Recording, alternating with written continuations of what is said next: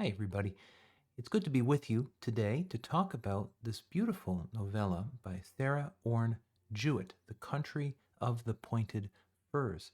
That novel is our reading for this week. Well, I say novel, you could say novella. We'll talk a little bit about the genre of this work, which is really original and unique. Let's dive into it. Here we have a depiction of Sarah Orne Jewett and her book, The Country of the Pointed Firs. Jewett is known as an outstanding American writer of the late 19th century, and this is by far her best known work and seen as a clear example of her style. Jewett herself was born in 1849. She died in 1909. She was born in Maine, and she was an American writer and a poet. Her works are almost all set in Maine, and she is a writer associated with the movement known as American literary regionalism. In the 19th century, there was a great interest in stories and books about particular local regions of the country, giving expression to those particular voices of people there. You'll see reading Jewett's work that she takes great care with the dialogue of her characters, trying to recreate a sense of that dialogue through unusual spelling and a lot of use of apostrophes and words running into each other. As you begin to read that, take some time and try and even pronounce those phrases out loud, and you get a little sense of how people at that time in that place would have spoken. Her novels are focused on, according to one critic, in fact, the person who edited our edition of The Country of the Pointed Firs, her novels are known for their passionate homosocial relationships and for their uniquely women centered focus. Or they are known as uniquely women centered fictions. You'll see that very much in this book. There are some male characters, but the narrative is driven by the women in the story. And Jewett herself was in a long-term monogamous relationship with another person from Boston, as Jewett lived in Boston for a time, Annie Fields, and their relationship has been the source of much attention in relation to her work. And later commentators have tried to understand her work in light of that and her own identity and commitments. In 1902, Jewett suffered a dramatic accident. She fell off a horse and injured her neck and her spine and her head, and she was unable to sit at a desk anymore. And so, for the remaining years of her life, she was not able to engage in writing as she had always done. But her prose has been celebrated by many luminary writers of the period, including Henry James and Willa Cather and others. And at the time, this was a very popular book and widely respected among readers. The book itself, as I've mentioned, is connected with this movement of American literary regionalism. It was published in 1895, and it's among the very last examples of that. I mean, the genre was kind of on its way out. People were turning to a more kind of national vision of the United States, and the country was changing. So what we see here is kind of a little moment in the history of the United States in the 19th century, preserved for us to experience it. And that's really what you're invited to do in reading this book, is just to enter into life and the rhythm of life in that place. Even though it's one of the very last examples of this genre, it's also regarded as maybe the best. And so that's one reason why we've chosen to include it in our course. The novella, to call it that, is set in Dunnet Landing, which is near Dunnet, Maine. It's on the southern coast of Maine. Dunnet Landing is not a real place, and according to our editor, a lot of people wrote to Jewett and asked if it was a real place. They wanted to visit this place, but it's a kind of compilation of many such towns that Jewett knew from growing up in Maine and many of the personalities that she came to know there, including her father, who inspired her a great deal in the telling of these stories, as well as many kind of captains and fishermen from that region whom she knew growing up. The premise of the novel is that the protagonist, a woman who is a writer, comes from Boston, and she has visited Jewett, not Jewett, Dunnet Landing before, but she's now come back to spend a summer there, and she wants to write her book. That's the idea. But in the course of trying to write that book, she is drawn into all of these conversations, especially with Mrs. Todd, the woman she knows best or comes to know best in that period of time, but also with many other people living in Dunnet Landing. And as I've said before, this preserves, in a way, a little snapshot of life in rural Maine in this period. The reason for my inclusion of this in our course is the descriptions that Jewett includes of the natural scenery in this place, also of life on the sea.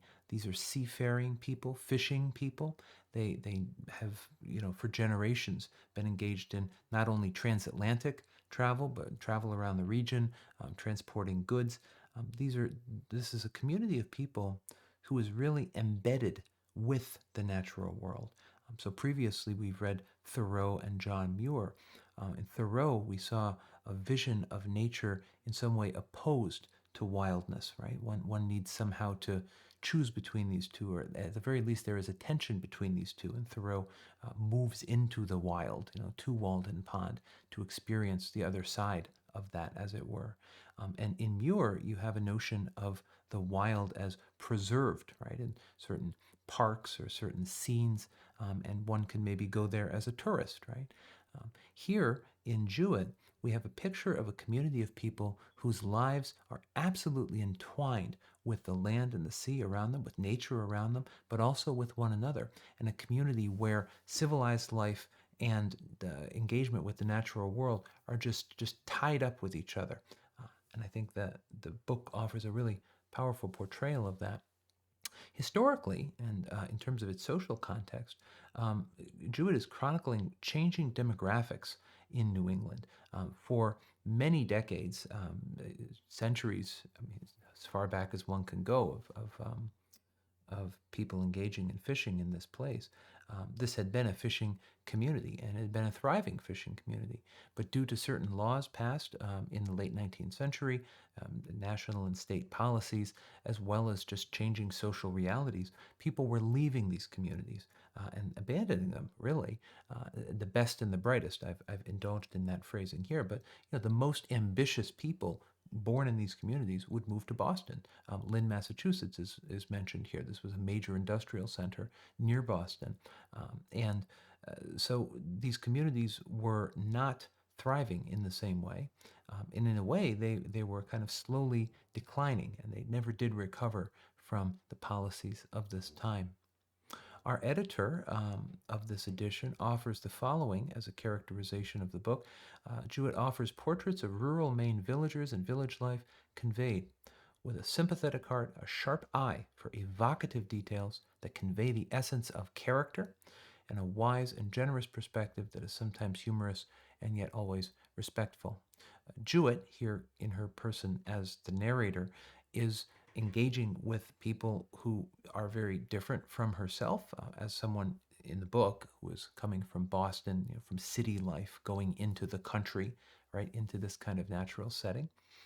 And yet she's never disrespectful of this country life. She never sees the people she's engaging with as kind of bumpkins or, backwater people. She learns a great deal from these people. Our edition has the benefit also of including a lot of footnotes. You don't have to read every one of those, but they explain words related to maritime life and related to just the culture of that period that we would not be familiar with today. A last slide here on the book itself. The structure, and this is probably the most important thing that I want to point out in my little remarks today. This is a composite novel. That's a term introduced in the 1990s by literary critics to describe works of this kind. And this work itself is actually seen as an outstanding example of that kind of subgenre of literary fiction. It's not a collection of short stories, and you'll see this. I mean, there is clearly one protagonist, the narrator, who comes from Boston, not given a name, incidentally. But it's not a traditional novel with an overarching plot. As you read this book, you will experience the following. Where is the tension? Right? Where is how do all these stories come together? What are they driving at in a way? And as you experience that, my invitation to you would be to consider, why always do we feel an absolute need for that tension, for that, and then the resolution of that tension, right? A kind of story that is told with the traditional arc, such as one would find in any novel, and such as Jewett herself has employed in other of her works, both short stories and novels. The Country of the Pointed Firs is really a kind of, I said snapshot earlier, but it's inviting you just to enter into this community and into the rhythms of this community, entwined with nature, and to experience that, right? And to hear the stories of these people. So as you read, try to enter into that and make note of your own frustration, should you experience frustration, and try to appreciate the scenes that Jewett is providing for us on their own terms. She's telling the stories that she hears from the people she meets, and as I've mentioned already, these are interwoven with the natural setting, the land and the sea and the fishing and the history of that place, as well as with each other, each story with the others.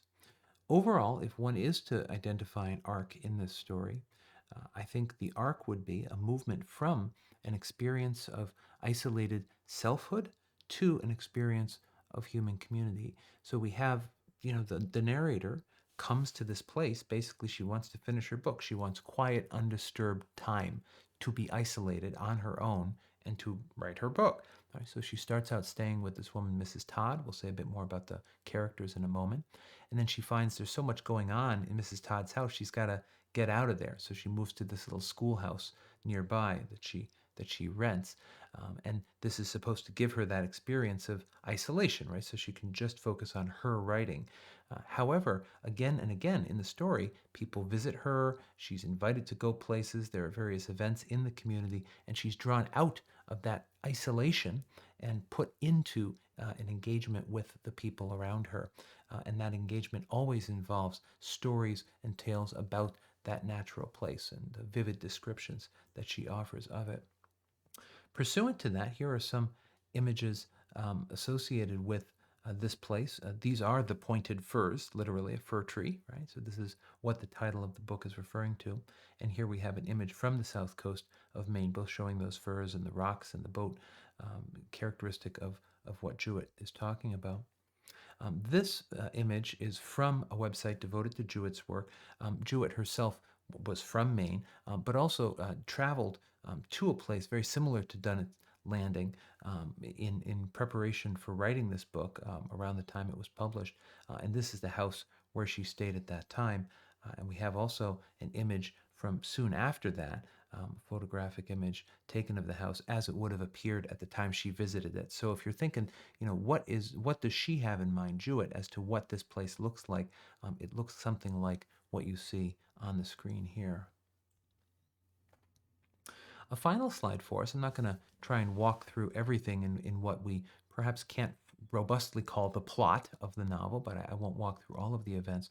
But let's just introduce some of the characters that you can look for as you go.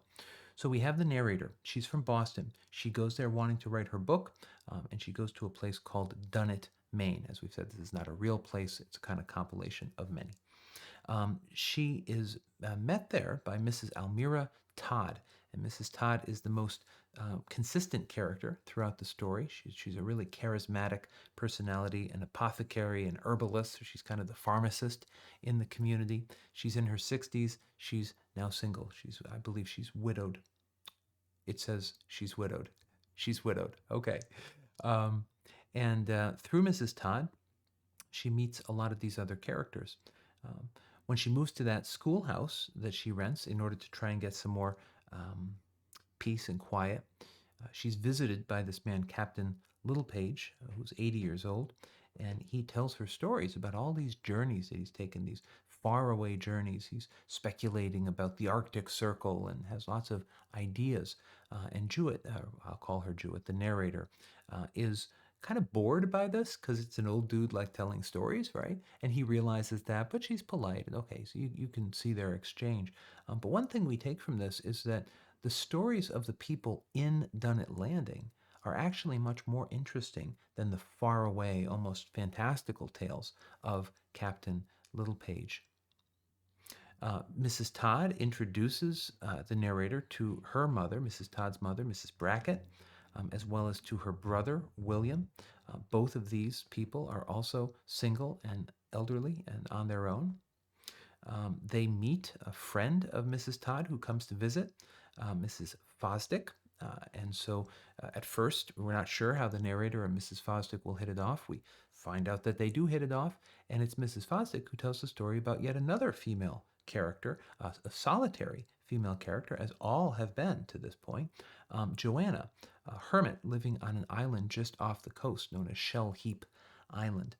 Captain Bowden, in an episode close, little after the middle of the book, takes the narrator to Shell Heap Island on almost a kind of pilgrimage journey where she finds the foundation of Joanna's house and Joanna's gravestone.